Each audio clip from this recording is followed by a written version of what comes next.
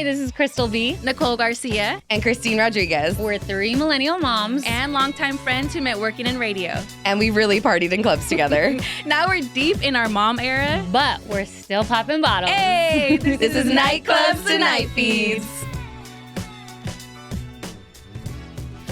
Another episode of Nightclubs to Nightfeeds, and we're still slaying with our guests today. Big slay. Oh my God. Big slay. Major slay. Anjelah Johnson. Yay! Let's go. Hello. Now I'm Anjelah Johnson-Reyes. Yes, Put right. that Reyes on there. My fiance and I love you. For years. Anytime you have a new special, we're like, hey, Anjelah Johnson-Reyes has a new special. So like we made like a little date. Like, okay, we're gonna watch it tonight. Like it was a thing for us. That's Still so is. cool. Wait, but on that topic, because you are Anjelah Johnson-Reyes. Yeah. Nicole is engaged, and she needs all of the tips and advice. Did you hyphen? Because I did. Okay, so I added on, but no hyphen. You added on, but with hyphen. I I am could do that. Anjelah Yeah. Johnson-Reyes Okay. now. Pero I didn't add it publicly, like in my brand, until I was married for 10 years. So Okay. I got married, but for 10 years, I still just went as Anjelah Johnson everywhere. This is why. I'm glad you corrected me, because when we met, Yeah. I know you were already married, but it wasn't Reyes. No, Okay. I added Reyes at year 10. And I think it was because I was like, I don't want to confuse my fans for no reason, like who want to buy tickets to my show. Like, let me just stay Anjelah Johnson. Yeah. And I'll wait until something really big happens to where I can like rebrand my name. Oh, you launched the Reyes. Like that's either smart. I book a TV Smart. show or, you know, something happens, then I can like relaunch like with the added name. But 10 years, nothing happened. I was waiting for my big break and nothing happened. But then I wrote a book and I was like, okay, I'm going to change That's it. a big thing. That's That is a it. big So I Yeah. wrote my book, and that's when I said, that's when I'm going to introduce the Reyes, Anjelah Johnson-Reyes. Do you feel like if you didn't have this big brand that you would have still hyphenated, or would you have just taken his name? I probably would have just taken his name, to be honest. Really? I always wanted a Spanish last name growing up because I grew up Anjelah Johnson. Yeah. I wanted to be a chola real bad. How did that happen?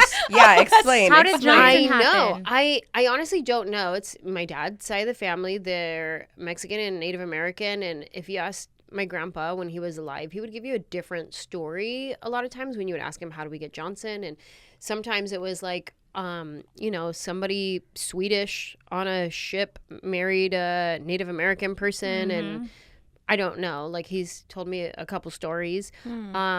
So I really don't know where Johnson came from, but it's from our Native American side. Wow. And yeah, so I grew up Anjelah Johnson, and I always wanted to be like Sanchez Rodriguez, like something. Rodriguez right here. Yeah, like I wanted to be Yeah. something Garcia. super Spanish. Yes, anything. Gonzalez. Oh my God, I would live for Gonzalez. Something. Yeah. And I Would was you meet Johnson. guys and be like, no, I don't like his last name? Oh my, right. Of course, yeah, Yeah. always growing up, and then you practice writing your name with their last name. Yep. And then you met your husband, So you're like, many- I could be a yeah, I Reyes. could be Reyes. Oh yeah. Yeah. Oh, wow. So yeah, I wanted my Spanish last name my whole life, but then I branded myself as Anjelah Johnson and Great name. and blew up as Anjelah Johnson, and now I have this whole brand as Anjelah Johnson. And then he comes along with this Spanish last name, and I'm like, well, too late now.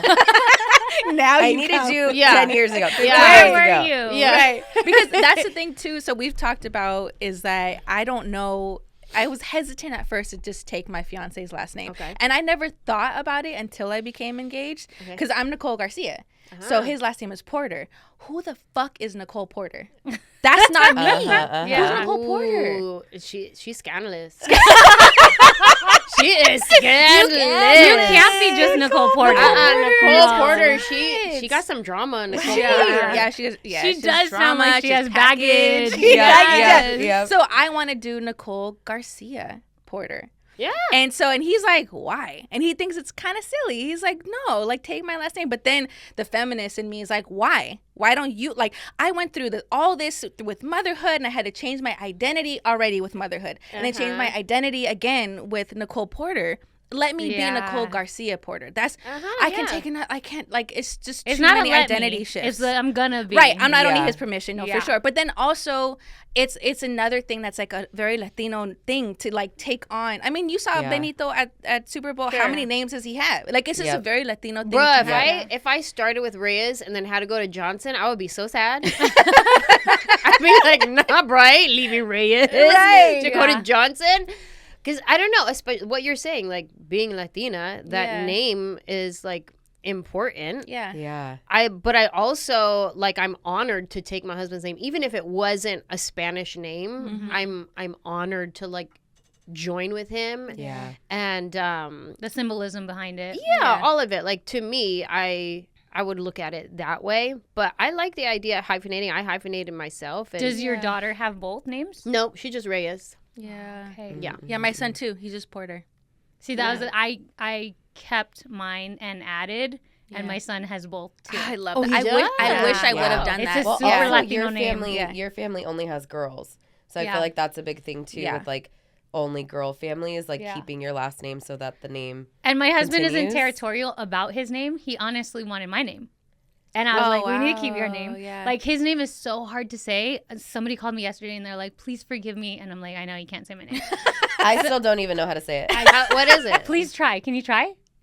No. Can you please try? Just give me a try. Olertegi? It's Olortegui. Yeah. Olortegui. Olortegui. It's Peruvian. Yeah. Oh, Peruvian. Peruvian Spell it. Spanish Spell it for the Basque. people. Olortegui.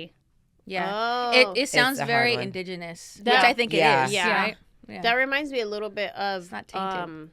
Noel Guglielmi. Noel G. Oh. Yes. Hollywood's Yes. go-to Yeah. cholo, Noel G. Yes, You know, he's just a say cholo.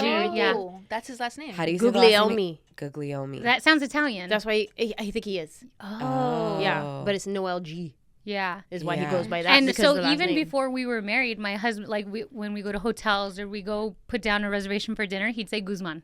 Uh-huh. put Good- Guzman. it's Guzman. Yeah. Just put Yeah, Guzman. because Yeah. having them try to like, oh Lord, table for oh Lord. And Wait, it's- so he took your name too? no, my husband did it, Oh, and okay. honestly, that could be a thing. I Yeah. don't think he's opposed to it, but I've heard like, of people who've done that. Yeah. I love him. People. So my Zoe son has Saldana's both. husband. Yeah. yeah. But Oh, really? Mm-hmm. Her husband took on Saldana. Cute. Oh, that is cool. taking Fire. notes. She's like, oh really? Maybe for the 20 year. I mean, Right. people refer to my husband with Johnson sometimes, Yeah. especially like at hotels and whatnot. Yeah. Uh-huh. But and he don't cry. He's like, whatever. Yeah. I know who you mean. Yes, that's Yes. me. Yeah, it's still Yeah. we're Yeah. one. It Yeah. doesn't matter. But that must be like proud for him, you know, that people know who the hell you are. Yeah. And like Yeah. he knows people know him through Uh-huh. you. I mean, also He's he my is his giveaway. own Oh, own sure, person, sure.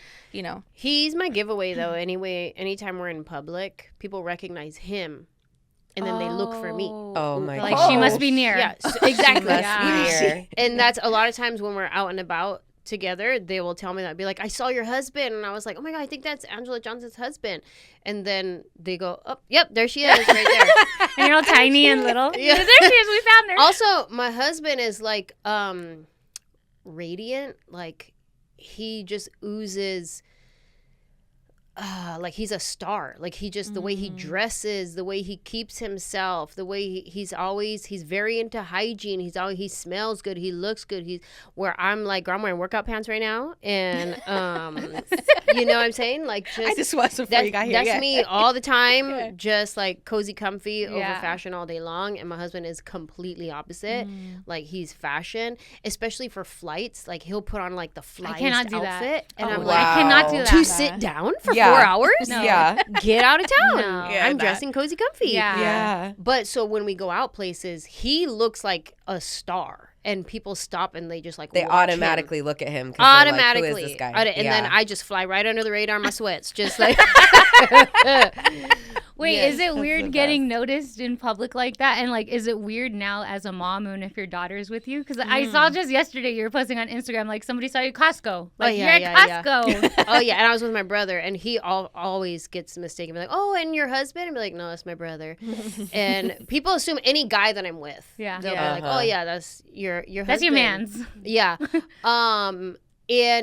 So yeah, when we're with Rosie and out and about and getting recognized, she's still young, but she's on the road with me, so she sees me like with fans and stuff, and so I don't know that she registers, like when we're at Costco, if somebody asks me for a picture that's different than when we're at my sound check and my shows when she comes on the road with me.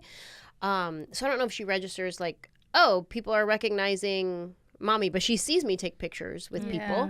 I don't take pictures with her, like if I have her. Right, I won't take a picture with somebody, or like I'll hand her off.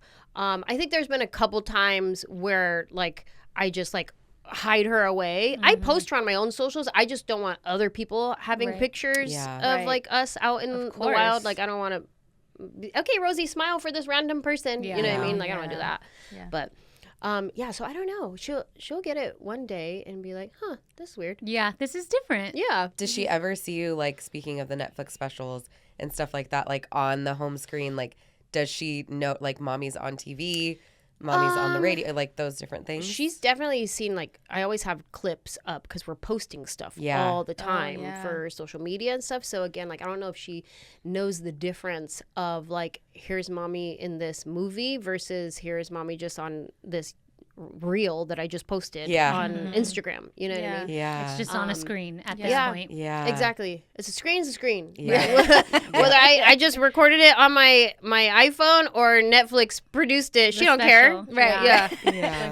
Okay, we have so many questions for you, but because we're talking specifically about this, I was looking through your social and there was like a clip that I saw you post where you're doing affirmations with her. Oh yeah. But she looks like she's in her pajama. Yeah, see? And then you go on stage and I was like, man, you first off, boss. You're a boss, as is, just like in, like we all have our own businesses. We're entrepreneurs too. But when you're about to go on stage, like you need your mind right, and then but you are. It almost seems like you're compartmentalizing. You're being completely mom in this moment, completely.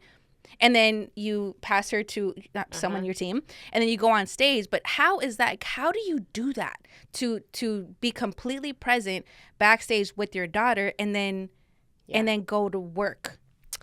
Girl, how do we do anything we do? Yeah. You know what I mean? Very true. Like, moms are so magical and powerful. Yeah. And we didn't know this about our moms when we were just kids. We didn't know that our mom, whatever she was doing, was exactly what you just described. It was like, how are you doing that? Our moms were doing that in whatever way they lived their life. But I mean, she was on the bus with us and touring, and so there'd be times where I'm doing bath time with her in my dressing room, and we have our little portable bath, and so we put it in the shower that's in the dressing room, and I hear my opener on stage, like the show's already started, and we're doing bath time, and this is just life. Like, so in the same way, somebody gets up and they make breakfast and whatever, and they go to work, whatever, and that's just life. That's what this became, is this is just life. So it's like, you know, she's doing bath time, and then I hear he's wrapping up. There goes my intro music. It's starting, and it's like, okay, I'll see you in the morning. Stage. And she's getting her little pajamas put on, and it's like, okay, I love you, bye. And then sometimes she'll get to watch me walk on stage. Other times she's already back on the bus before I walk on stage. But it's special for us that we get to experience that. And at the same time, exactly what you're saying, there have been moments where I pause and I'm like, bro, this is wild, because this is so different from how I've been touring for umpteen years with no kids, because I decided very late in life that I wanted kids. So I had already been touring for years and years and years as just me. So I've never done it this way before, where I have to compartmentalize, and I'm mom brain here. And then as soon as I'm like, okay, bye, I'll see you in the morning. What's up, everybody? Ooh, like immediately. And you're just on. And you just go. And you just switch don't it. do anything between, like, you don't do, let me take a breath, or like, let me take a moment. You just There's a breath. Go. Okay. Sure. It's right. As soon as my intro video starts, and I'd say that intro video is probably 40 seconds, right? So as soon as that music starts, there's times where I'm already side stage waiting to go on, and there's other times where I'm like running late and I'm putting on my last touches before, and I'm like, oh, I hear it already, and then I'm running to side stage. But there's always that moment, and we kind of quote it. It's my tour manager is standing with me, my opener who just got off stage, he's standing with me, and my videographer, he's also standing with me. And so we start quoting my intro video, and my intro video is a montage of different interviews that I've done. And so it's like Jay Leno saying, oh, we got Anjelah Johnson-Reyes, and it's like Jennifer Hudson going, Anjelah Johnson-Reyes, blah, blah, blah, and all these different people saying my name. Like, that's my intro. And it's like, it's powerful and it's fun. And then at the end, it's a guy goes on a podcast, and he goes, Anjelah Johnson-Reyes, and it goes black. And it does like this like sound effect, and it goes silent for like 3 seconds, and then the intro of my name, like, please welcome Anjelah Johnson-Reyes, happens. So right in that moment, it's my whole team, we all kind of quote it together, Anjelah Johnson-Reyes, and it goes silent, and we're all just there, and it's just like, okay, here we go. And then I just go out. Go do your thing. Yeah, like a 3-second pause of like. Yeah, Yeah. and you've All right. done this for so many Yeah. years. Like, you just know what you're doing, and I think that is what perhaps allowed you to. You have it down as a Yeah. comedian, and so now as a mom, like you gotta have it down. Like, you have no Yeah. choice, and then Yeah. that allows you. How Yeah. early did you take Rosie on the road with you? Yeah. Because I Yeah. mean, we've all discussed our newborn phase and our postpartum phase, and like how difficult that was, and we're not on tour. Right. So Yeah. what the heck was that We like? have a for whole you? episode on like traveling. Right, trying to just get on one plane. Yeah, Yeah. At like a baby with 8 months old, Yeah. and that was like a big deal for us. But Yeah. like, when did that start for you, and how are you balancing all of these things of being a new mom and postpartum? And So I had her June 14th. I went back on the road in September. Wow. And I didn't, I would only leave for 24-hour dates. Like, I wouldn't go for 5 days in a row. My rule was if I was gone for longer than 24 hours, she had to come with me Yeah. because I was still breastfeeding. Yeah. So then as she got a little bit older, then I extended it like, okay, 2 days. If I can go for 2 days without her, and then I'll just pump and then come back.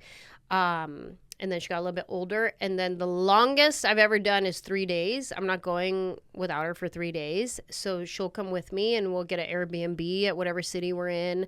Or the hotel. We'll stay at the hotel too. A lot of times it's easier at the Airbnb because it's like she gets to have somewhat of a routine. There's a kitchen there. She gets to sit at the table, eat her breakfast. And like, I like to like keep her on a routine of some sort. It's a little harder in a hotel situation. But yeah, so I brought her fairly quickly with me on the road, but she wouldn't come to the shows or anything like that. She was just with me at the hotel or at the Airbnb. And then the bus is when she actually first saw me perform, because we were living on a bus together and just traveling the country on a bus. So the first show she ever saw was my first show of this family reunion tour was in Denver, because I had a 5 p.m. show. So her bedtime is until the 7 o'clock hour. So I was like, oh, she'll get to see me go on stage. So that was her first time watching me do what I do. We have it on Mommy video. at work. And Yeah. that was so special Did you for get me. emotional? Oh my God, yes. I was, it was twofold, because my first show of the tour, so it's exciting, like, oh my God, we're starting this tour. It's a year-long tour, and this is show 1. So it's like, oh my gosh, here we go. We've been preparing for this moment, and at the same time, I'm just watching her watch me, and I want to see all the things. So I'm like, I'm trying to be in my moment, ready to go on stage, but I'm also trying to watch her because she's like watching the intro video, and she hears everybody like cheering out there. So she's like kind of like watching everything. And then we have video of her like when they announce me, and she starts clapping and like cheering and watching me go out. But then she didn't understand what was happening, and everybody starts screaming when I walk out. So then she starts crying, and it was like she didn't know what was happening. But yeah, to watch it from day one of her seeing my show evolve to now, like, soundcheck is her favorite. Wait, Like, why is she, like, has up her there? microphone. Oh yeah, she knows the intro. She knows like Anjelah Johnson-Reyes, and then she walks out. Oh my and like gosh, that it's is a so whole cute. thing. She loves it. I was gonna ask you, because she's been seeing you do it since literally her whole life. Yeah. Are you seeing little isms in her? Like, she's very comfortable with yeah. camera and Well, microphone. She still gets weird about attention on her. It's funny. Like, when she wants the attention, she'll ham it up. But the second, like, we see her, like, singing and we all start clapping, then she gets, like, embarrassed and throws herself onto the ground and is like, don't look at me. But she wanted to play stand-up comedy. the other day, and I posted it on my Instagram. I saw that. We were in my bathroom. That's so cute. And she says, "Please welcome Anjelah Johnson-Reyes," and she walks out and she's waving at the crowd. And then I hand her the pretend microphone, and then she's talking at the pretend microphone, saying words that aren't really jokes, but to her it's a joke. And it's just so cute. Like, I didn't tell her, oh, let's play this. She just started doing it. And I was like, oh my God, let me put my phone up so I can record it. And that's why you see my bathroom so messy. There's a shoe right here in the middle of the camera. There's all kinds of stuff because I was like, oh, let me just record this. That's I don't know what mom she's doing. Yep. You know what I mean? It's real mom life. Yeah, and it was so sweet and so precious, and I loved it. And at one point she like says her words that are like a joke, and I would just go like, I'm smiling, and she goes, "Can you laugh?" And I go, "Oh yeah." She's like, "It's funny, mom." Yeah. Hello. That was the punchline. How does it feel as a mom, as a woman, as a Latina who's paved such a way in this industry to like do all this stuff and then see your daughter just like soaking it all in and living this life that you have laid the groundwork for? Like, I get emotional just thinking about it, and it's you, it's not me, you know, like because I think that's so powerful and beautiful. And like, do you stop to think about it sometimes? Like, are there moments like giving birth, like watching her do the stand-up that you really feel emotional, or like let it sink in for you how far you've come and like getting to take her on this part of your journey? You know, it's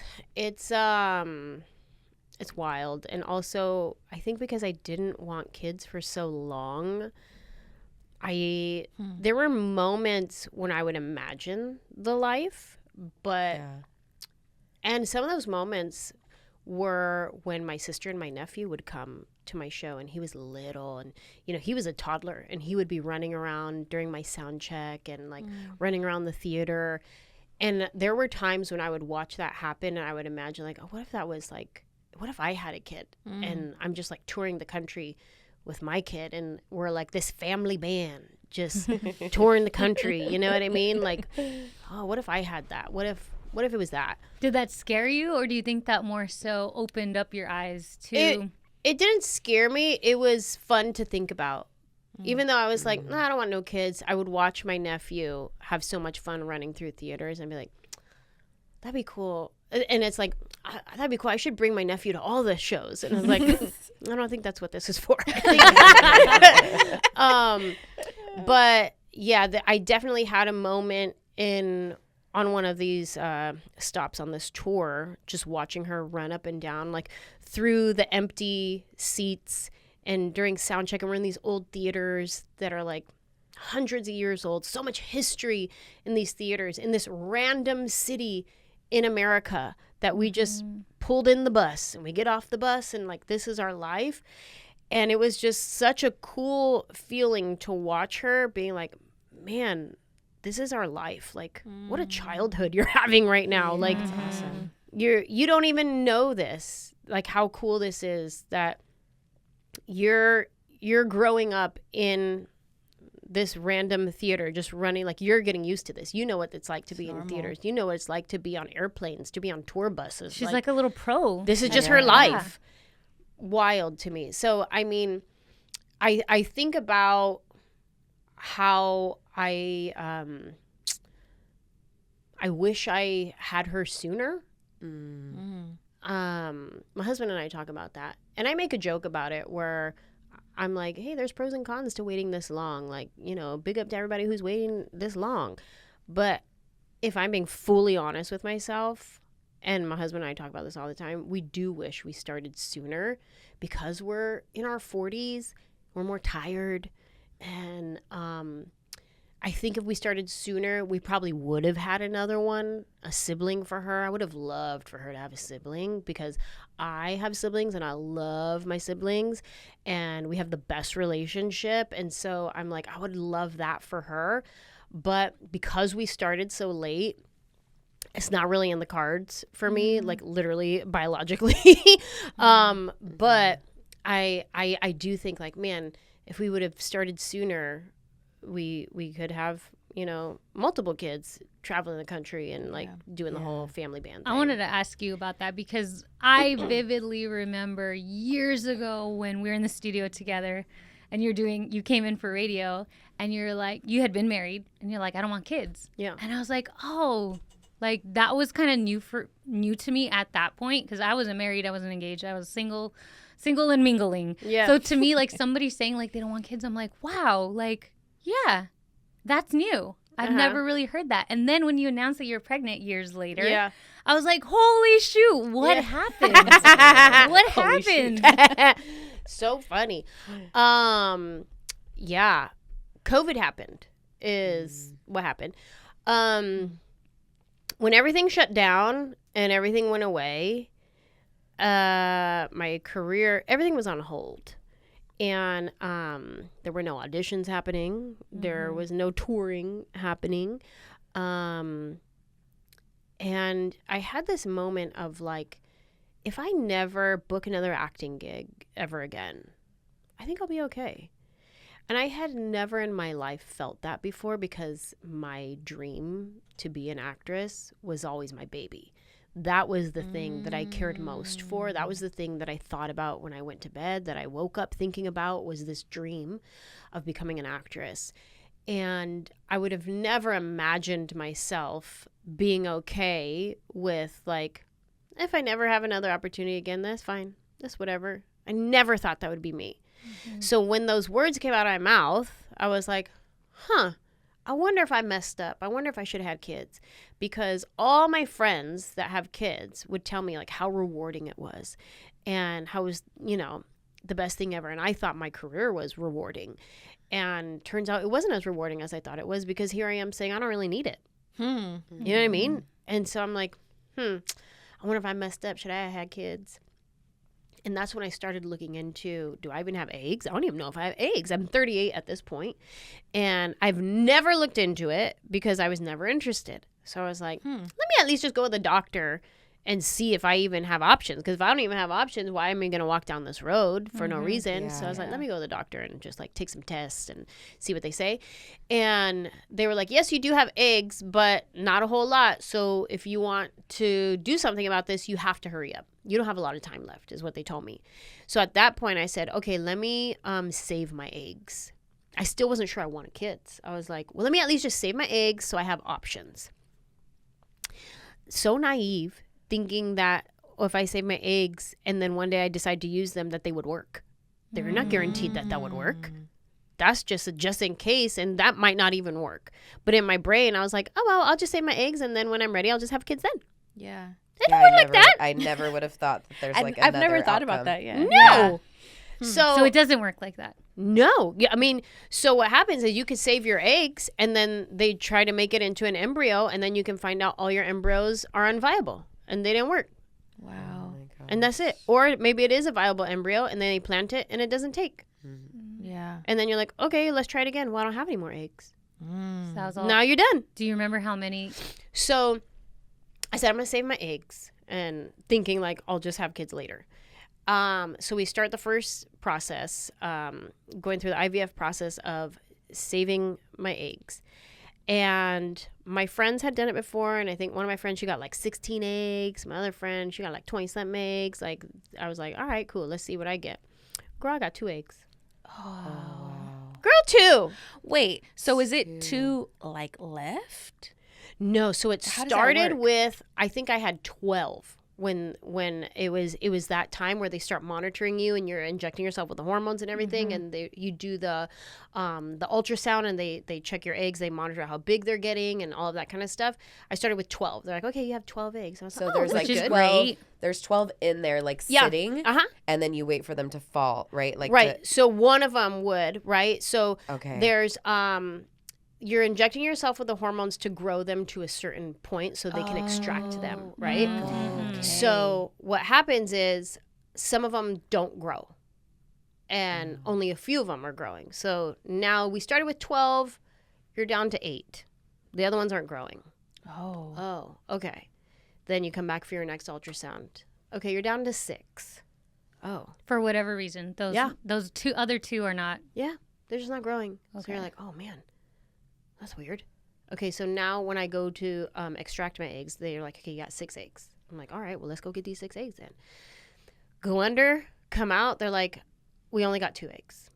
the other ones weren't viable, whatever. So now I only have 2 eggs. I went through this whole process, this hormonal starting process. at a solid 12.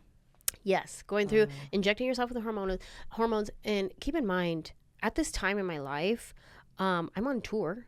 Okay, I had booked this TV show.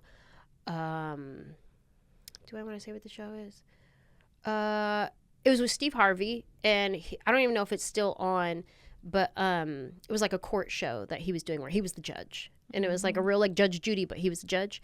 And they wanted me to play like the bailiff, so he could have somebody funny to like say things with, right? So I'm like, great. So I booked this show. We go and we film the pilot, and I rearranged my touring schedule and everything so I could go. We're going to film like 7 episodes or whatever in Atlanta. So I rearranged my touring schedule, canceled some shows, woo. And also we had moved out of this house and we were living at a friend's house in their apartment. They have a 2-bedroom apartment with their dog, and they let me and my husband and our dog come and live in their guest bedroom because something went wrong with our living situation. So now I'm living at somebody's 2-bedroom apartment with them. Thank God they let us live there. But also we're like 2 married couples with our 2 dogs living in a tiny 2-bedroom apartment. Going through the hormone process. Like my first, I took video of my first time. Okay, I'm doing my hormones, doing IVF, and I'm in my friend's kitchen at her house, right? And then like I'm getting on a plane, going to like a tour date, and then I'm going to like go film the show. And I'm doing all this with the hormone process. And then I find out I get fired from the show. Yeah, I got fired off the show. I get a phone call one day. They're like, hey, they're not bringing you back. And I'm like, oh, okay. And when I got that call, I was in my hotel room at my last like tour date show. And it was basically as soon as I finished these shows, I jump on a plane the next morning back to Atlanta to film all these episodes.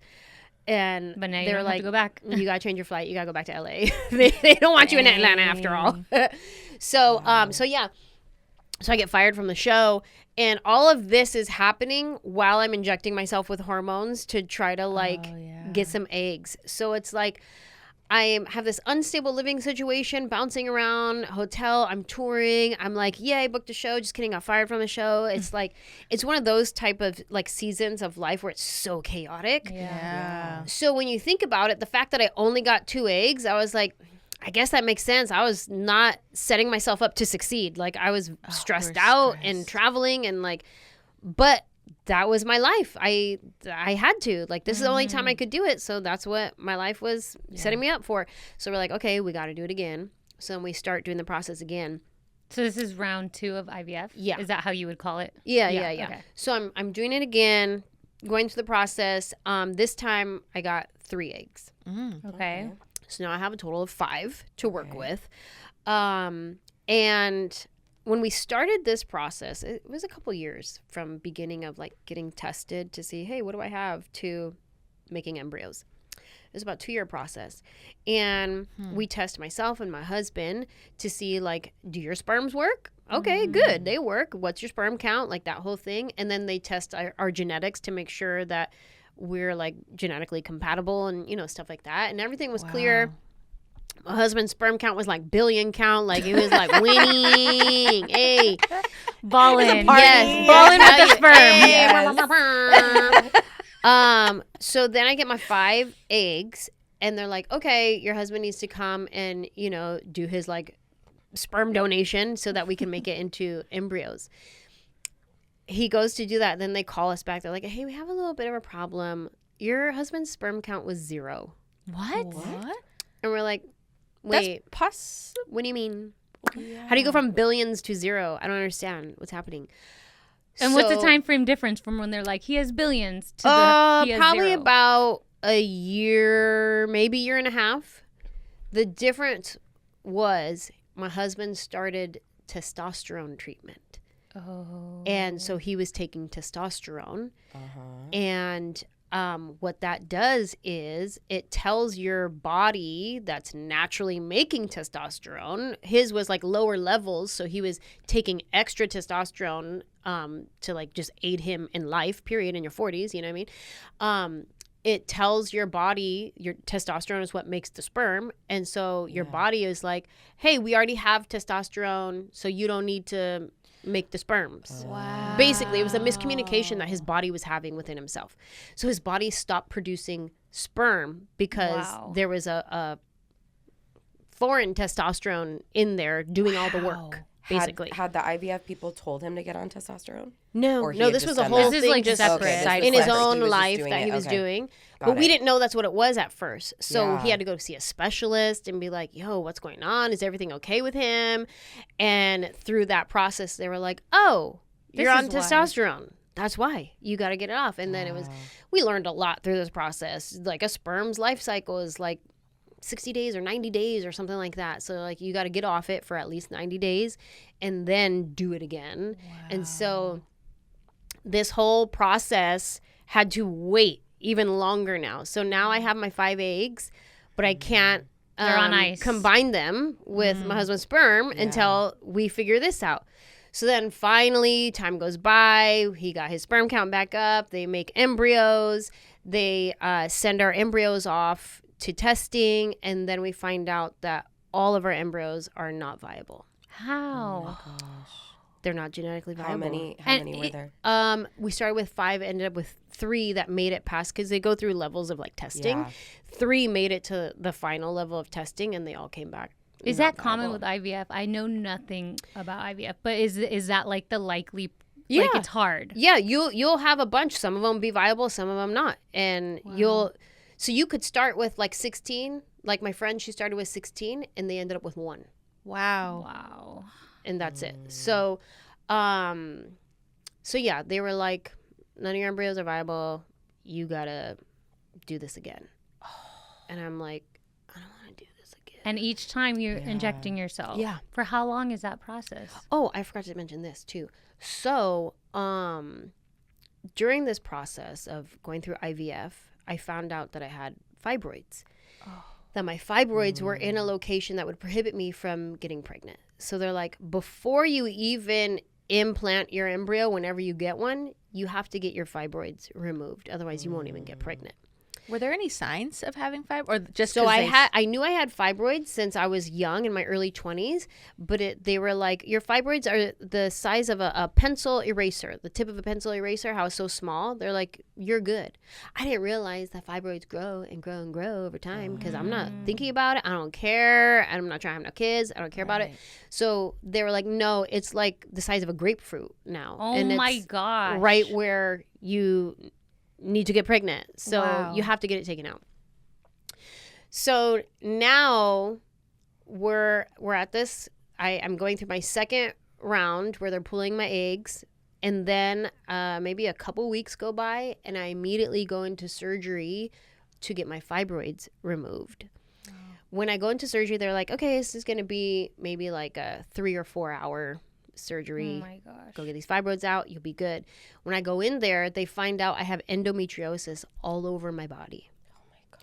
My surgery ends up being 8 hours long. What? Because they have to scrape out all this endometriosis all over all of my organs, all over everything. Now, this is going to be a very graphic how I explain this, but this is like the real story. She said the endometriosis was so bad they had to surgically remove my vagina from my anus to scrape the endometrius out and sew it back together. What? It was everywhere in my body. How does your body not know that that's happening? How aren't you feeling any symptoms? Like usually, I mean, I had bad periods, stuff like that, which is why I swear my sister must have even worse case endometriosis than me, because she has the worst periods I've ever heard of any girl having. And she's always been like that since high school, just the worst periods ever. So I had no idea that was happening in my body. But 8 hours later, I wake up and they're like, that was bad.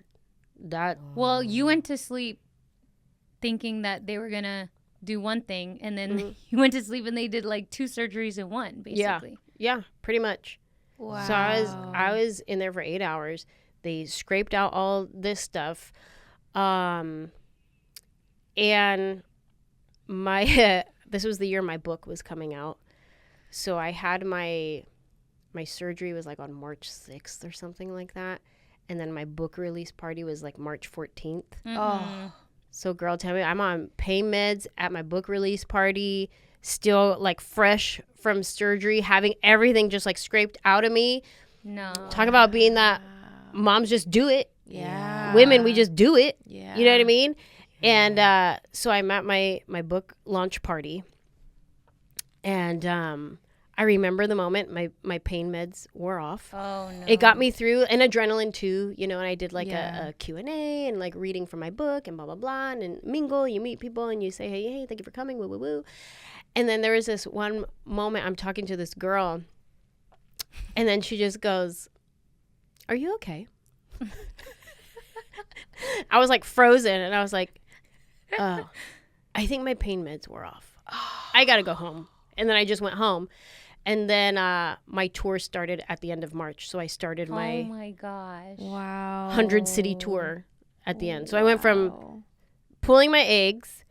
2 weeks later, I had my fibroid endometriosis surgery.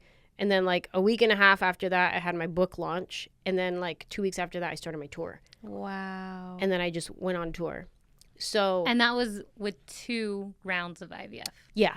So then, and also during this time, we're waiting to see when my husband's sperm comes back, then it comes back, whatever. They do the embryos, whatever.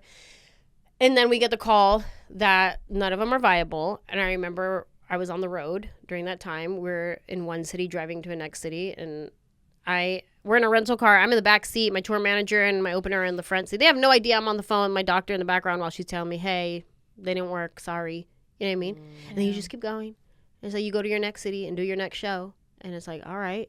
So I got to do this again. I don't want to do this again.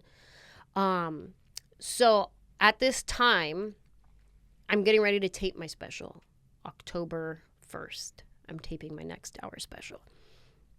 I'm like, whatever, these embryos aren't viable. I have 1 month off in November. I purposely planned a month break. I'm going to do it again in November.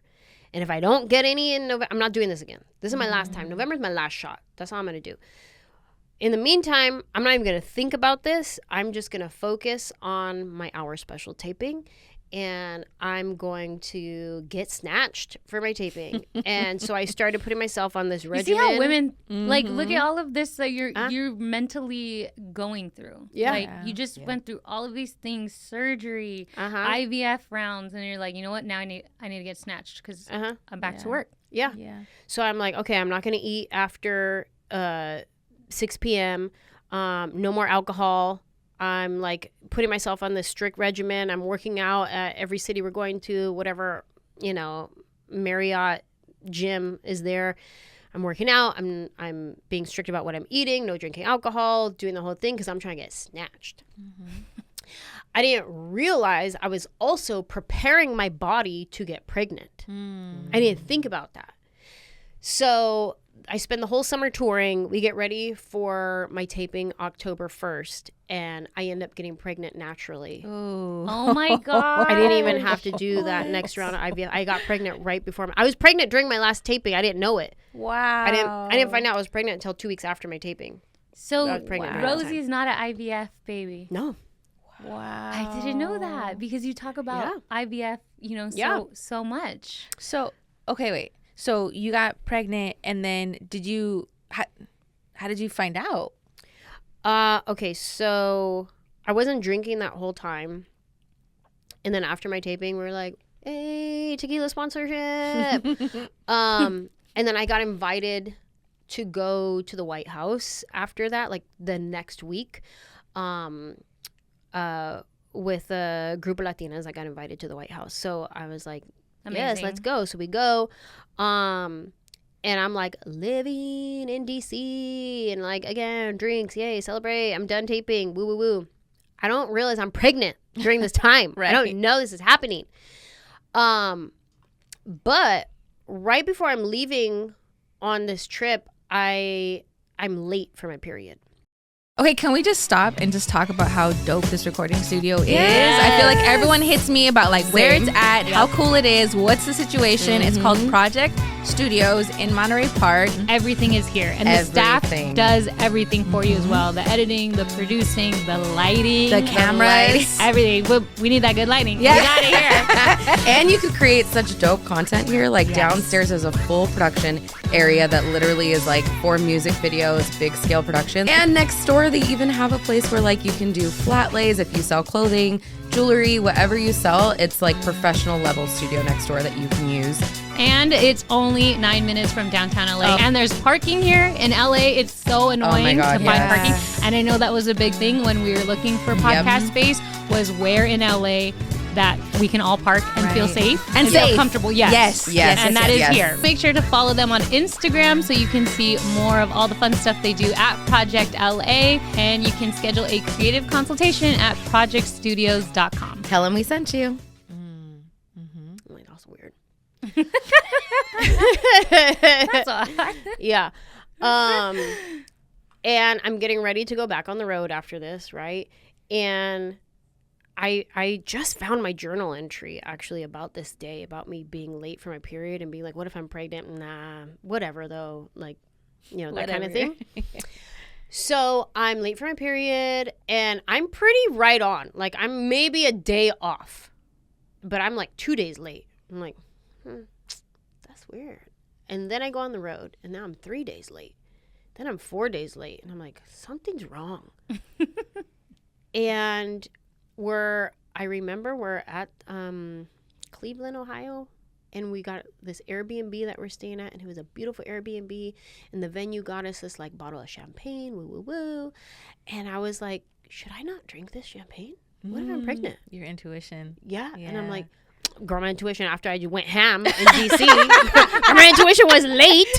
It was like not working. No. So I was like, oh my God, should I not drink this? Because now I'm starting to suspect. I'm like, okay, and I'm not going to have, they have runners at all the venues that like, you need anything at the store, they go run and they get it for you. Yeah. I'm not going to have no runner go give me a pregnancy test. Imagine some random person in Cleveland, Ohio be like, they'll make a TikTok about it. Anjelah had me go get her a pregnancy test. Get out of here. So I was like, okay, I have a pregnancy test at home. I'm going to wait till I get home. And I'm going to take this pregnancy test. So I'm keeping this to myself. I'm not even telling anybody that I'm suspect right now. I'm just like, let me just pretend. I take my champagne. I do a little sip. And then I'm just like, I'm holding it so people think, right? And I'm like, whatever. So then I get home. I take my pregnancy test. Keep this in mind, too. I fly home Sunday or Monday. I have 24 hours to pack my bags and get back on a plane to go to the next city. So I get home, I take my pregnancy test, and it says, boom, you're pregnant. Oh my gosh. What are you feeling in that moment? Right. Oh my God. It's just me and my dog there. And I'm like, I'm talking to my dog. I'm like, oh my God, no way. And I videotape the whole thing. Yeah. So I'm like, just in case, like, I want my own reaction. I want to see what this is like. And I'm like, there's no way. It's not. You know, you talk to yourself. Yeah. Like, it's whatever. This is going to be dumb. I'll just do it. It's fine. Then I start getting nervous. I'm like, oh my God, I don't want to look at it. Oh my gosh. What if it is? What do I do if it is? Yeah, like it wasn't prepared. It's probably not, but what if it is? You're right. And you start doing that whole thing. And I remember seeing it, the 2 lines, and I was like, and then my heart like dropped. Everything just drops. And I'm like, oh my God. Oh my God, what do I do? What does this mean? Who do I call? What do I do? And I immediately go into, who do I call? What like me? What do I do? Your husband. Yeah. He's on a plane. He's on a plane at this point, right? And I'm like, oh my God, what do I do? And so it's literally just me and my dog. And I'm like talking to my dog, like, what do I do? Oh my God. And I took another test right after that. Of course, we can never just take one test. Right. And this one says pregnant or not pregnant. Right. So that's the one. It's not, there's no, like, is it 1 line or 2 lines? Yeah. It full on says pregnant or not pregnant. And it said pregnant. I was like, oh my God. Here we go.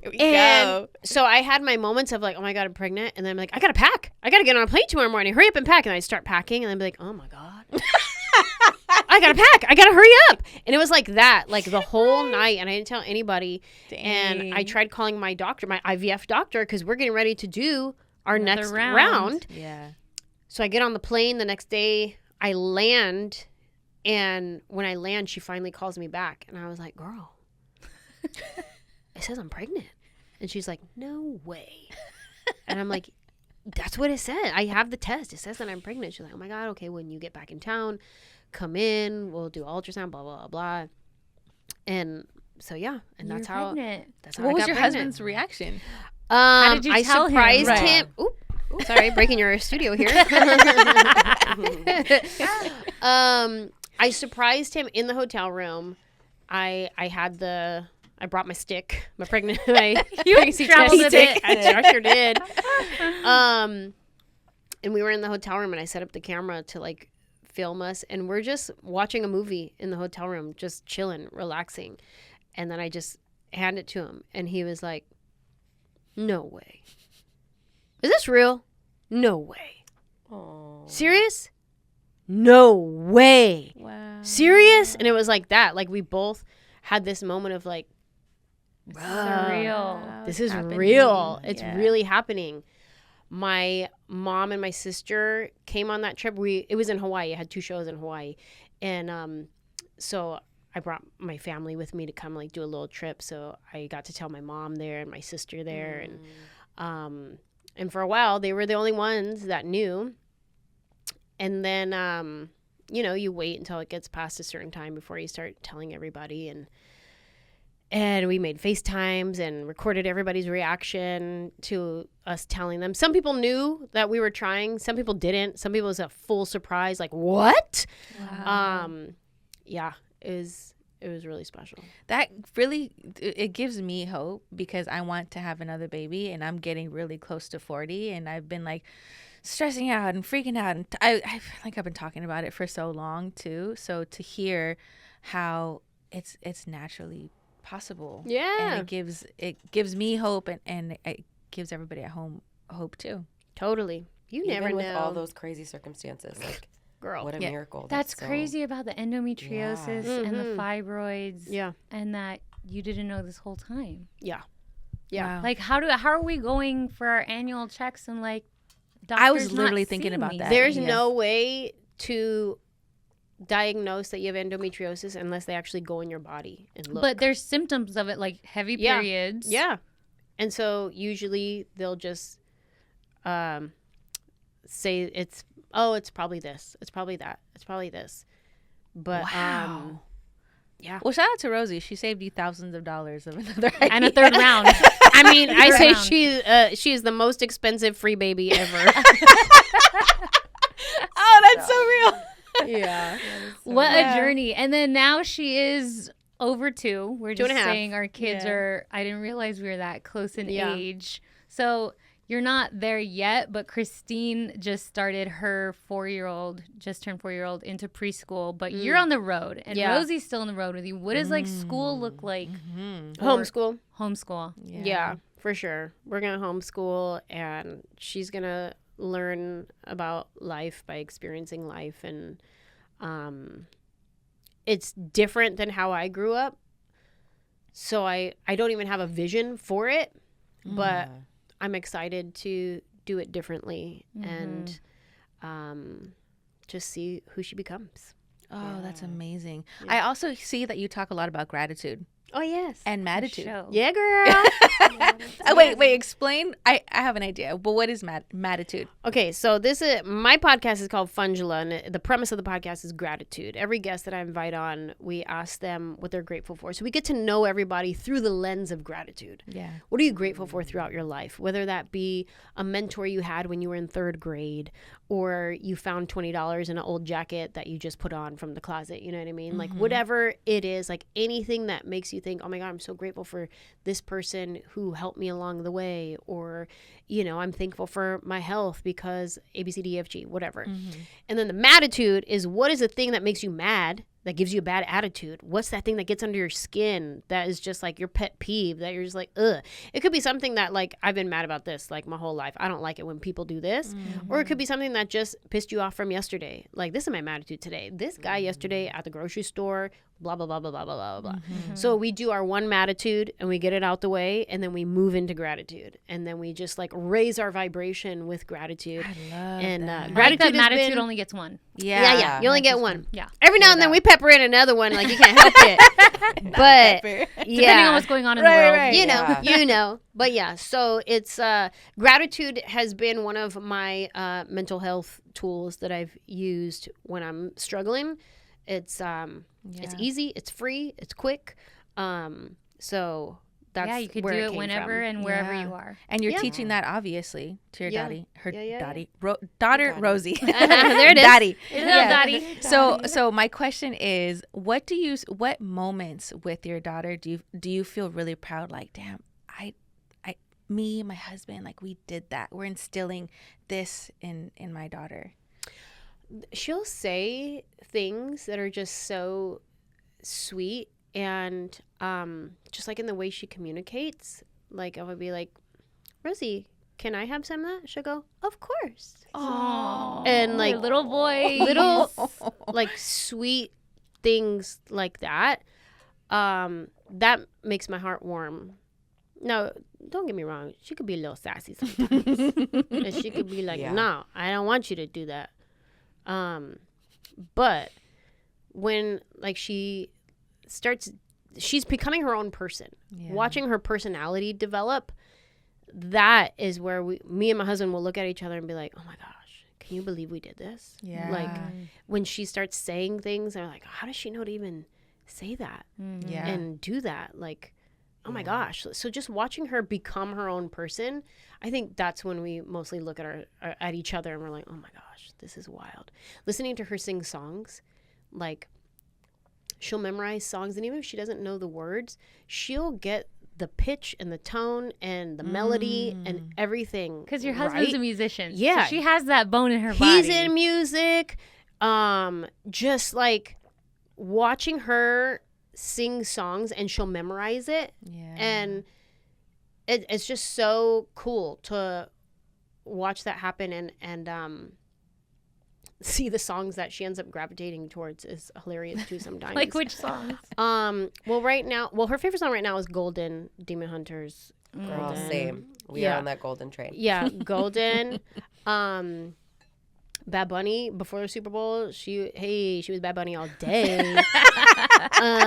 Was she singing Spanish? Oh yeah, she'll sing along. She dances. She loves to dance.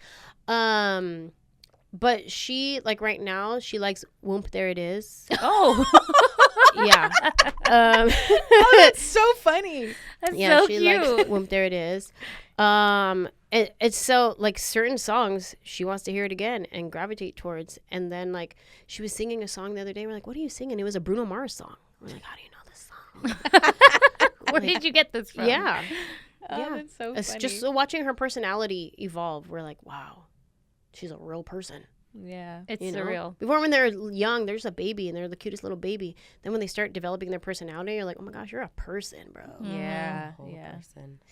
I also, Crystal told us that you are on a bilingual journey. Oh, yes. Girl. Yes. I'm trying so hard. Can we talk about that? Please. Because I feel like we're on the same space with the bilingual journey. Literally. Uh-huh. I'm on a 156-day on Duolingo streak. Hey. Oh, that's fire. Let's go. That's But fire. even before that, when I found out I was pregnant, I was like, I need to know Spanish. Yeah. Because this is a disgrace. Your whole family speaks Spanish?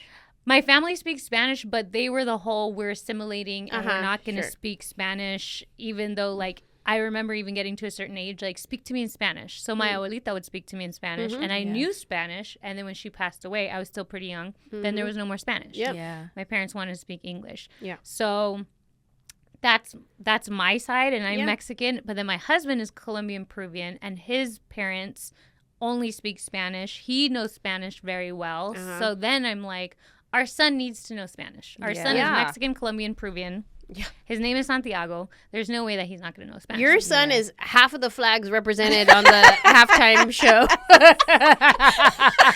They are all my sons. Yeah. All of them. But that's why, like, because I even feel the same. Like, growing up, you can tell I'm like Latina. I'm brown, and people would speak to me in Spanish, and I felt so embarrassed when I was like, "Ooh, no hablo." Like, what? Like, I felt Yeah. I need to know how to speak Spanish. So I was like, you know what? It's on me now. When I was pregnant, me and my friend, she was also pregnant at the same time, we hired a tutor in Mexico City. That's good. So cool. And we got on Zoom twice a week. Love that. And we are learning Spanish. Great. And so now I'm Duolingo Spanish, and my mother-in-law, we say she could speak broken English, and she tries to. And I'm like, no, speak to him in Spanish because I'm learning. Yes. He only knows Spanish so far. Wow. That's amazing. He's doing really well. And it's now to the point where I'm on Google Translate. I'll be like, don't throw that. I said, don't throw that. I swear. Oh, that's hilarious. I swear. It's gotten to the point where, like, I'm trying to tell him, and I know I'm telling him wrong. So I'm like, hold on. I did this yesterday. He's throwing all his toys down the stairs. So I want to say, like, don't throw them down the stairs. And I know the words, but the conjugating isn't right. Yeah, that's right. Yeah. That's so I'm like, I need to learn the correct. I'm like, no tires sasume. Let me look it up. So now I'm on this journey too. And I was telling them, Anjelah's also on this journey. Yeah. Are you teaching your daughter Spanish? Is that the goal? Yeah. So we're both learning Spanish at the same time. Similar to you. My in-laws speak Spanish. We have a nanny. She only speaks in Spanish to our daughter. And I'm like, I've been saying for a long time I'm going to learn Spanish, and then I didn't do anything about it. But I was like, no, I for sure have to. So I also hired a tutor. And I started with my tutor, then I went on tour, and it was so difficult to keep up my Zooms and the different time zones, and like it was just difficult. So I was like, let's put this on pause for a second. But do you do loved Duolingo? It. Oh yeah, I do Duolingo. Okay. Duolingo still every day. But this is the most I've ever worked towards learning Spanish. Hiring somebody, doing homework, doing my Duolingo, practicing. So like when our nanny speaks Spanish or my in-law speaks in Spanish to my daughter, I turn my brain on to stay present in the conversation, where typically I would tune out and be like, oh, Spanish, I don't speak Spanish. Oop. Brain goes somewhere else. I start thinking about my to-do list. What do I got to do? Wow. So now I turn my brain back on to stay present while our nanny is talking to our daughter in Spanish, and I'm listening to her, and I'm also trying to figure out what she's saying, and then I'll repeat it. And I'll ask her, like, am I getting it right? Like what you're saying? And she's like, yeah, this is what I'm saying. Yeah. Or if I'm talking to Rosie and I'm saying something, and like just right before we left, she fell and she's like rubbing her knee. And then I asked her, I said, oh, was it your knee? And then I say to my nanny, I said, ¿Cómo se dice knee? And then even right now, this moment, I can't remember what she said. Rodilla. Yeah. And so she says that. And then, so now I'm saying it in Spanish, but I'm like coming to her. She says it, and then I repeat it to her so that I'm like practicing it, you know? And now Rosie's gotten to the point where she knows she speaks Spanish, you speak English. So if I start saying things in Spanish, she'll go, English, say it in English. She don't want to hear me say it in Spanish. Yeah. Because I don't know if she knows that it's not my first language. But she's like, And then we have books that are Spanish. Yeah. And so I'll be reading them. She goes, say it in English.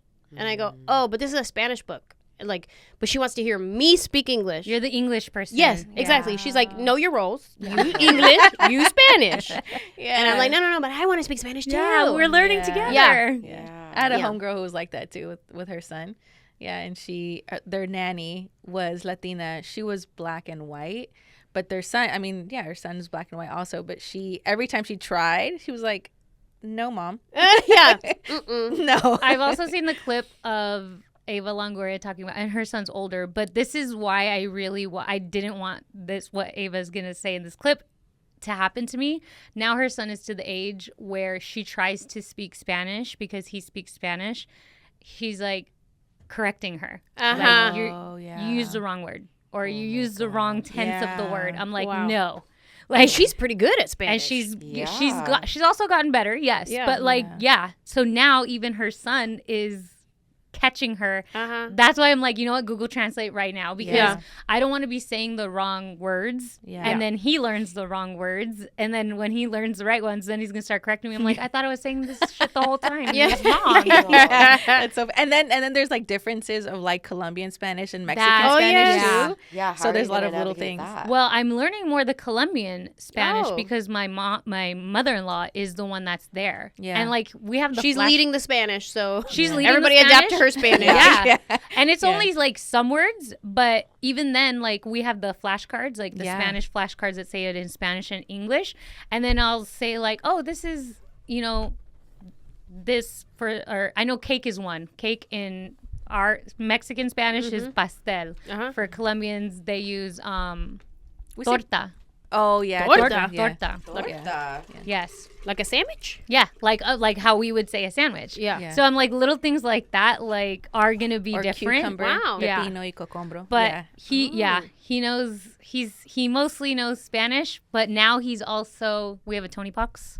Oh yeah, Tony Box. Yeah. And so you like Dora? We don't have Dora. Oh my God, no. Rosie's obsessed. We have Dora. We just don't got have Dora. Obsessed. Is it in Spanish? It's Spanish and English. And she kind of says like, now we're gonna say it in Spanish. Like, so he only has a few Tonys that are in English, but I notice he's more interested in those. So now he's learning the English words, and so like there's this little cutie. There's this little leopard that says like today, and he'll go today. Oh. He has a Spanish accent though. He has a Spanish accent already. He goes, I love it. Woody. Woody. Like for Woody. Me and Henry look at each other, we're like, Woody y bus. That's so funny. Do you and Henry talk in English around him or Spanish? We'll talk in English to each other, and I kind of like it because it's like our secret language too. Like we know he won't understand us. So like how our parents would use Spanish as a secret language. Now our secret language is English. Like he knows uvas, loves grapes. If we say the word uvas, like he'll say uvas. He perks up. Like he's like, where are they? Like now I want them. So then I have to say, oh, can you get grapes? And he doesn't know what we're saying. So I'm like, okay, we gotta speak in English when we don't want him to know what he's saying. We've resorted to spelling because she knows Spanish and English already. So I can't do no kind of, if I gotta do secret, it's spelling. Yeah. That's wow. what we do too. Same. And I literally keep thinking about, we're gonna be on a whole new wavelength when she learns how to spell. Then what do we? How you tell secrets? Exactly. We're gonna be texting each other like. You got his ear. Hug your ears. I speak a lot because English is just so natural to me. I speak a lot in English. So when I'm talking to Saint, I have to like remember. I'll start saying something and I'll be like, oh, and then I'll switch to Spanish. But right now he knows a lot of Spanglish. Because my mom, she helps tremendously, and I like remind her to only speak to him in Spanish, but she sometimes goes English. But yeah, he knows Spanglish a lot. And I'm trying to be like, for me to speak more, or like when he gets in trouble, I'll like try to go Spanish because I'm like, it's more stern. Yeah, it's more stern. Yeah, but he's and then he has a book that's in Spanish, or many books, and he showed Zaire and wanted Zaire to read it. He's like, oh, I don't know Spanish. Go ask your mom. So now he goes, you don't know Spanish, Mama, and Mama will read the book. He already knows Dad doesn't know Spanish. Yeah, but I'm like, you're tripping. You should know Spanish too. Like if your son is gonna know and speak it. I feel like the hardest part about learning and like doing it with our kids too is like, Poppy's gonna get to the age where she's like, wait, you don't actually know Spanish? And I keep thinking about that because I keep telling her like, Grandma and Grandpa speak Spanish, Daddy speaks Spanish, Mommy is learning to speak Spanish. So like, when she gets to a certain age, she's going to be like you were talking about the correcting. She's going to be like, wait a minute. You don't actually, like, we listen to so much Spanish music, especially Bad Bunny, obviously. And I feel like she's eventually going to be like, this whole time, I thought all of us could kind of speak Spanish. She'd be like, wait, I'm the only one who actually speaks Spanish? Literally. So I'm like, that's going to be an interesting time when, like, she learns how to spell. She's in school and things start progressing a little bit more with She's going to start saying snarky stuff in Spanish. Literally. I'm like Drew and her are going to have, because I am trying. I'm also on Duolingo. But I feel like, I don't know if I'm like a tutor would maybe help. It's harder at this stage of life. Like, it really is. Even and with mom brain too. Oh, yes. I wish I would have tried before I got pregnant. Yeah. I would be learning so fast, so much more quicker. You know what? I also work for a Latin media company, and so everyone there is so fluent in speaking Spanish, and I'm very open about my journey. And they all say, you have to, and I haven't done this, but I need to do this. It's like, what time? But they say you need to pick a show that you know, like whether it be Sex and the City, Friends, something where you know what's going to happen. You know the plot, and you watch it in Spanish. Oh, that's so good. Because then you're watching it, and you can kind of put the words together. You know like the next, plot, you know the next thing. It's not like you have no idea what's happening, and you'll follow along in Spanish. And I'm like, I need to do that. That's really good. It's a really good idea. I'm gonna do that. I'm gonna watch Friends in Spanish. Yeah, that's a lot of people learn English in that same way. Like, watching Friends. My cousins from Colombia did. The people that I work with tell me that because that's how they learned English. Yeah. They would watch Friends in Spanish. Oh my God, I'm going to do it. And then they would switch, and they're like, I learned English from Friends basically because I started watching it in English. I knew what was going to happen. So they're just telling me to do the reverse. Do you guys I feel like my biggest thing with it is like growing up not speaking Spanish, getting made fun of for not speaking Spanish. For me, a lot of it is like being self-conscious or feeling embarrassed. Sure. Yeah. And I feel even like I went to Mexico City for Bad Bunny, and I was like, oh, I've been on Duolingo. Like, I can have all these. No. I get there. I'm like, my friends who are both, one of them is non-Latina, does not really speak Spanish. She was way more confident. And she kept looking at me being like, you know how to say that. Like, ask them. And I'm like, it's okay. It's okay. I'm fine. You know, but do you guys feel that embarrassment, or you feel like, no? Yes, but also I'm getting more confident, and I'll say something. My accent, everything is perfect to where they go, brrr, I'm like, oh, shoot.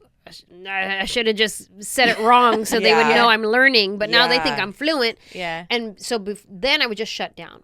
Yeah. And so now I'm to the point where, like, I'm going to engage as much as I can.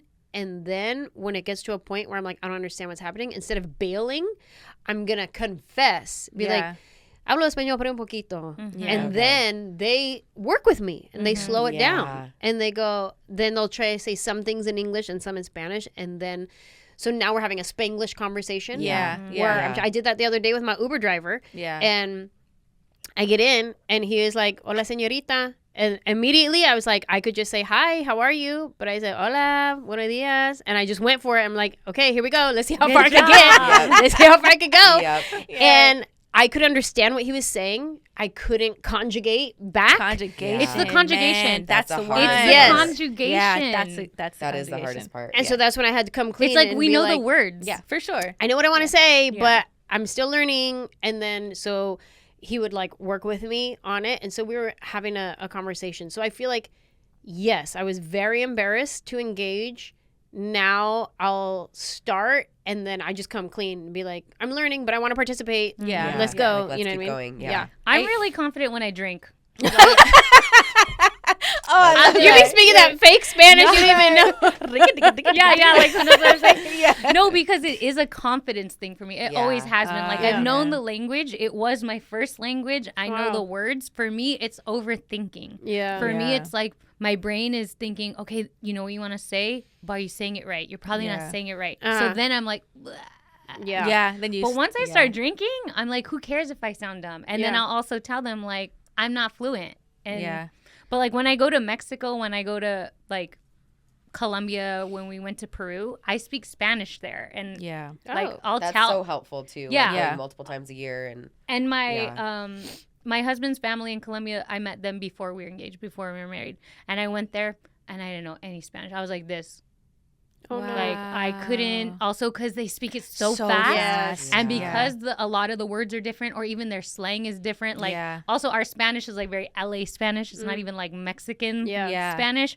So I was like, I couldn't say anything. Yeah. Then this last time we went, they all told me in Spanish, your Spanish has gotten so much better. And I was like, awesome. Thank you so much. I'm so happy. Like I got like they all noticed it, and I'm like. Gracias.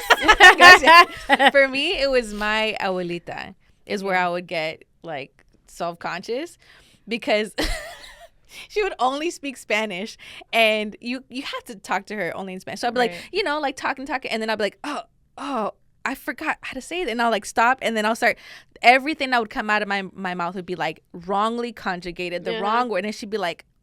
She'd make this face of like, like disappointment. So every time she would make that, and then she'd go like she's like irritated, like she scratches her head, and I'm like, you're like, I messed up. No sé, I don't know, and I'd like get like then I just be like, hey, Mom, do you want to come in and just you want to? Because I feel like, I feel like my Spanish is like I'm close to fluent. Like I'm almost fluent. I can like talk. I feel like it's a confidence. We're not even conversational. Yeah. To the Uber driver you are. Yeah, that's it. So something that we ask our guests is 3 non-negotiables. Yes. Ooh. 3 non-negotiables as a mom. It could be where you are right now in your motherhood or just overall in general. Like the one I always use, for example, is, and I'm not here now, but I know for me and my husband, like we've had this conversation, we are not allowing sleepovers. That is a non-negotiable. Oh, yeah. And that's not a thing now, but we know as parents that is not happening. Yeah. So for you, what would be 3 non-negotiables? Oh, we said no sleepovers as well, which is crazy because we grew up doing sleepovers all the time. Right. And granted, like single mom of 4, like she had to, you know what I mean? Like she needed the help, right? But we're not doing no type of sleepovers. Is there anyone that you would let? Like I have my a sister's house. Exactly. Yeah, I have she a could sister. Stay at my sister's house. Niece and nephew are there. Yeah. That's sleepover. That's the only place that you would be having a sleepover. And grandma and grandpa's house. Yeah. Just with grandma and grandpa. Yeah. That's it, really. No friends. Yeah, no, that's not happening. They could stay at our house. You can come spend the night at our house. But no.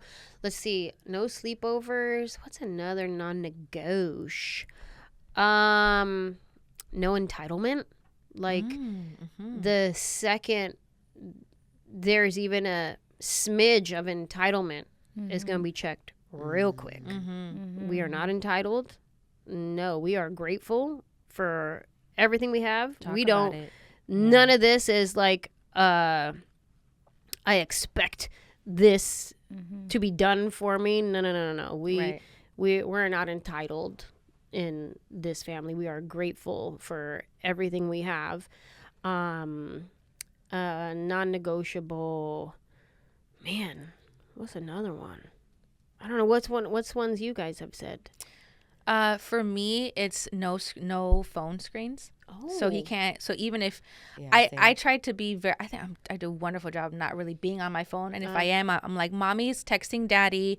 Mommy needs to check this. Like I'll tell him. Better at that. I'll tell him what I'm doing. But if he tries to look at like if my fiance is scrolling, I'm like, nope. Wow, nope. That's good. And he knows not to. Mama said no. So that's good. He knows I don't. That's good. What's one you did? No sleepovers and no phones as well. I'm trying. What was my? We've never really done our full 3. We haven't. Have we? No, we just have talked about it with guests. But like earlier, Dev said sports. Dev said sports. Yeah. Is it not being in or like not being activity. enrolled in a sport is a non-negotiable. Yeah. Like, that's good. her daughter needs to be in, and her daughter's a teenager. Right. Phones was one we did.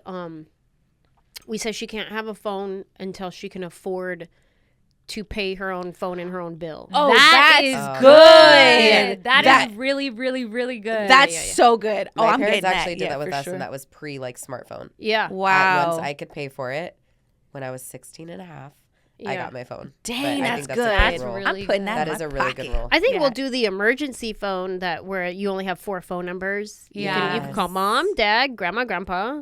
They also have that new thing now where it's And like a landline, and they can like talk to their friends. I love like that. that landline Yeah, idea. that Not a trend thing. smartphone. Love Yeah. that. Yeah, Yeah. I was like, that's cute. I do like that. Yeah. So I guess those would be ours. Yeah, that's so good. Oh my gosh. I also wanted to talk about the SNOO with you. Oh, yes. The traveling SNOO. Yeah. Because that's where like our motherhood journey started. Yep. When I was like 6 months pregnant or like 5 months pregnant, Anjelah hit me up like, hey, I have this SNOO. Do you want it? And it was handed down. It was, who had it first? I think Casey Wilson had it first. And then she gave it to Ricky.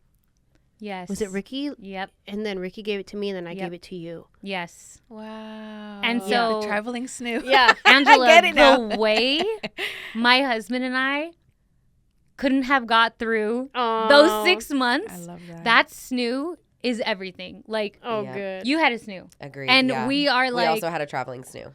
we are like the SNOO hands down. Like that SNOO. Thank God for that SNOO. Yeah. Like we were so grateful. Speaking of gratefulness, so grateful for that because we probably wouldn't have gotten one had you not reached out. Yeah. And offered that. And Good. I'm like, hell yeah, I'll take that. I'm not better than no hand-me-downs. Girl, please. So much of my stuff was hand-me-downs. I can't even. My car seat, my stroller,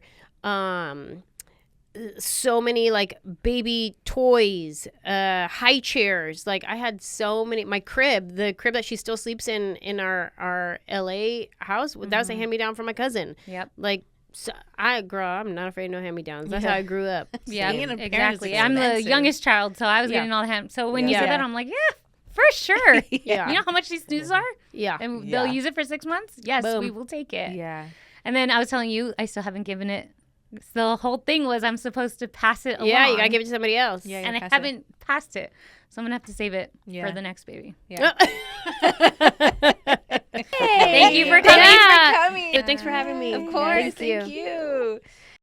Hey, mamas. Thanks for watching. Make sure you subscribe, like, comment, and check out all of our other episodes. Find us at Nightclubs to Nightfeeds. That's Nightclubs, the number 2, and then Nightfeeds. And we'll catch you on the next episode.